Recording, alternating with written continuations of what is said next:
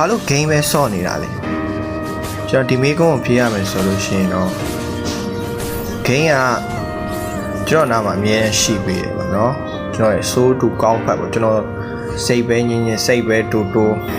ကျွန်တော်ပျော်ပဲပျော်ပေါ့နော်အမြဲကျွန်တော်နားမှာရှိပေးတယ်ဗျာဒါမှကျွန်တော်လိုအပ်တဲ့အချိန်တိုင်း